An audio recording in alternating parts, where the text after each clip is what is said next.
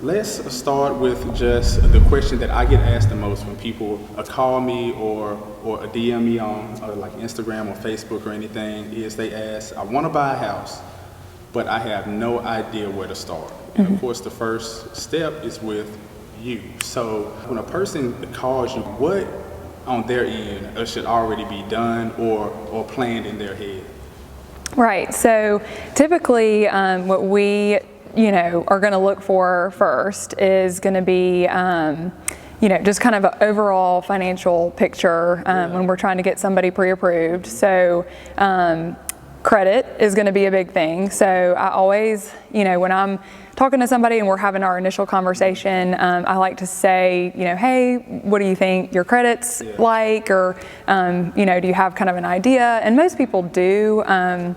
There's apps and things like that where it may not be exact, but it kind of gives you a good idea. So I think it's probably smart to sort of know what range you're in, and, be able to kind of have an idea of where it's at, because sometimes people are like, oh, well, I don't have credit, and that's something where, typically we're going to need credit. There are options for, non-traditional credit and things like that, but there's different guidelines and stuff like that. So typically, especially since COVID and everything, which I know the world has changed a whole lot. Yes, the world's kind of changed a little bit, but typically the minimum credit score that we're going to look for is at least a 640 right now, just because of that. We had gone down to 620 at a time. I think there's other banks that may even go down to 580, but the higher your credit score is, the better your rate's going to be. Kind of anything associated with the loan, if it has mortgage insurance on it or something like that, the mortgage insurance piece is going to be less. So I definitely think that you want it to be somewhere where you can qualify, but if you can have it even higher, the higher you can go, just know. Right, yeah, everything about the loan is going to be better and kind of driven based off of where that score is. It saves you money in the long run also. Right, yeah, and so yeah, so the score, obviously, I would say that's kind of one of the number one places to start. If you think that, I'm a year out, I'm 6 months out, I'm starting to think about it, start to kind of get that in line. If you think it's something where you now need to kind of build on it a little bit, make sure your balances are low. We usually say, have it somewhere below 30% if you can. If you've got a credit card, make sure you're making all your payments on time. If you don't have a credit card and you don't really have any debt at all, look at maybe opening a small one. And building a history. Right. Yeah, and I always tell people, I'm like, it doesn't have to be, I know it can be scary. You don't want to just like have this huge balance running if you've never really had one before. So if you can just kind of think of it like, oh, I'm gonna, put gas on it today and then pay it off, or put my groceries on it, and kind of treat it like a game a little bit. Just kind of building that history of, I'm able to hold my debt and manage it at the same time and not get overwhelmed by it. Right, exactly. And one thing is, a lot of people, they're afraid to do that if they plan on buying a home at any time soon. So as far as opening a new account, what's the time frame that's okay? So that's kind of a hard question, because we always like to preface like I am not a credit expert by any means, but just from doing it enough and sort of seeing the trends and things like that, if you have nothing, it can take a little while to build it up. So I would definitely recommend, if you're anywhere in the ballpark of wanting to start looking at purchasing a home and getting pre-approved, at least 6 months, maybe even further, just to kind of give it time to build. A lot of people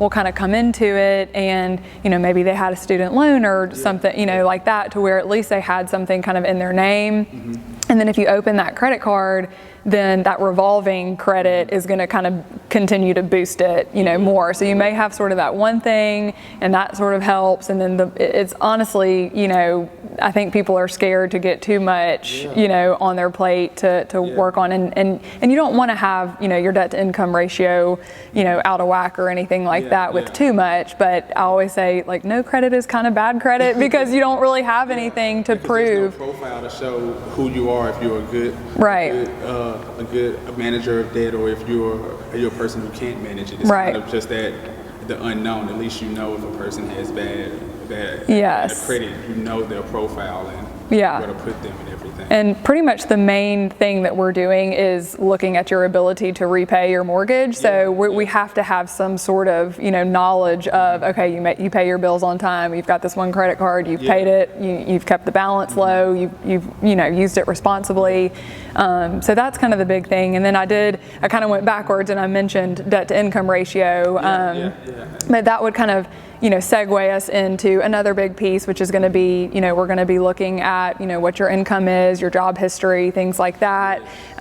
So I would say kind of the next big piece is making sure you've got all that documentation ready. When I have, right. So that initial conversation again, and that's sort of how I do things. I love to have an initial conversation and just get a feel for what your current situation is and what your goals are, and what monthly payment you're comfortable with, and then that can kind of track us into okay, what is the purchase price going to kind of look like to get to this monthly payment that you're comfortable with, what's the loan type going to look like, what's the down payment going to look like. So that initial conversation is great to kind of find out, like I said, about the job history. So, a lot of things I'll ask is, do you know kind of what your gross annual income is currently? Where, when we say gross, that's before taxes. So a lot of times people will fill out the application and I'm like, I think there's probably maybe some more income there, and they're using that net amount. That net, right, their actual take home. Actually, it's on their check that shows the amount that goes in their bank account, but it's actually the gross. Right, which I think a good way to look at that is that annual number, because a lot of people are like, oh, I know they told me they're going to pay me, $50,000 like as my annual salary or whatever. And if you divide that by 12, typically you can get pretty close to that gross amount, but I don't ever expect anybody to know that exact number. And then once we are able to see a pay stub or something, then that's when we can go and verify the income. So always, so that credit piece is first, and then I'm almost always going to ask for the last 30 days pay stubs. So you want to have those ready if you're salary, hourly, any type of job that you're going to be receiving a pay stub. And then just kind of that, documentation that goes along with that. If you've got W-2s, so typically we're going to ask for the last 2 years of W-2s. So right now, for example, you probably haven't gotten 2020 yet, so we're going to be asking for 18 and 19. And then some programs allow us to go W-2 only, so we may not need tax returns. But if you do, typically it's going to be a situation where you're either self-employed, you've got some commission income, you've got some write-offs and things that we've got to look at, or 1099, like say truck drivers, a lot of them are 1099 employees, and we've got to see tax returns because they may be, writing off mileage or, That can adjust their income. And, and it can have on paper that it's $50K, but if you have a certain amount of deductions, it lowers that amount that's able to count towards your mortgage. Is that correct? Right, yeah. So, and that's the hard thing too, and kind of, going back to that is when I do kind of ask that question of, what's your annual income, and if I find out that it is something like that, to where, maybe they're 1099 or self-employed or something, what they think what they make may not be what they show on paper. So that's always really important, and I always just say, make sure you kind of understand that that's something that we're going to have to verify, because a lot of times people will make, say they make six figures, but on paper they've written so much off, they make like 35 of what it looks like on the tax return. So that's always something really important, and I'm like, if you're just patient and you go into it knowing that we've got to verify that, it's a lot better to kind of find that out on the front end than once we're all the way through the process and then we realize that there may not be enough there. So it sounds like it's a little bit of a balancing act between debt, income, and credit score. Yes. And just how those interact with each other. Yeah, that's a good way to put it, for sure, because I feel like, you may not have the highest credit score ever, but you may have really strong income, and so that'll make the file look really good. Or if your income's not quite as high, but you have a really good credit score, then that may allow us to take a little bit of a higher debt to income ratio limit or something. Like I said, if because of that income really not quite being where you hoped it would be or something, that may allow us to get an approval because the score is a little bit stronger. So I think those those are definitely, at least in my personal opinion, the main things that we kind of look at. And then, of course, the money that you would need to come up with the down payment and the closing costs and things like that. So that's kind of, I think that is a big, huge piece, but at the same time, there's a lot of different options out there for how we can come up with that.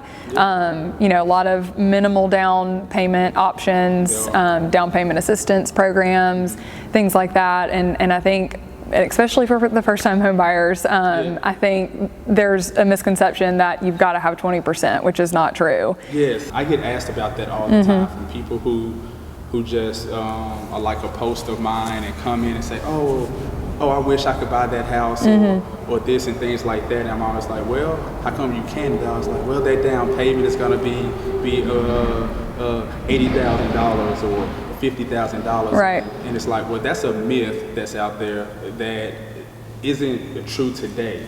It's really at a point to where 4 to 5% is able to be a down payment, or maybe less. Right. Yeah, so there's different loan types, you know, so conventional, traditionally, that would have been the one where people were like, oh, I gotta go, you know, with a conventional 30-year, you know, 20% down mortgage. And so conventional, actually, they go as low as 5%.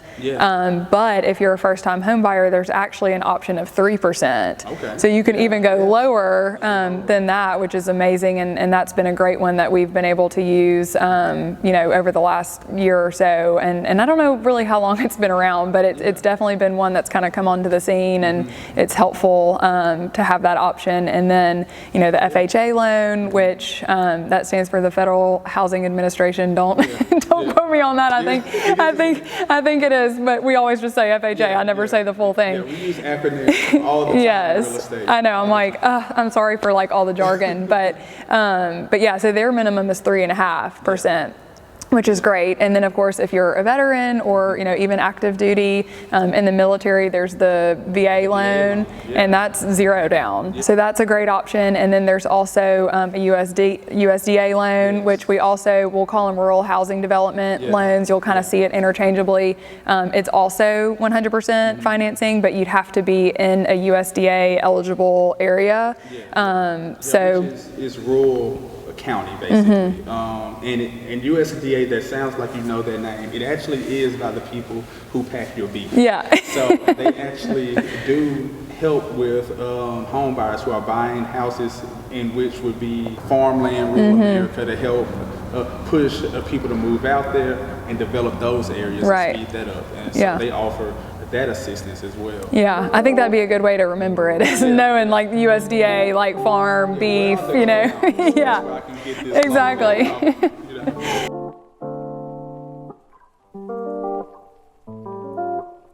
Preston Williams doesn't just list homes, he sells them.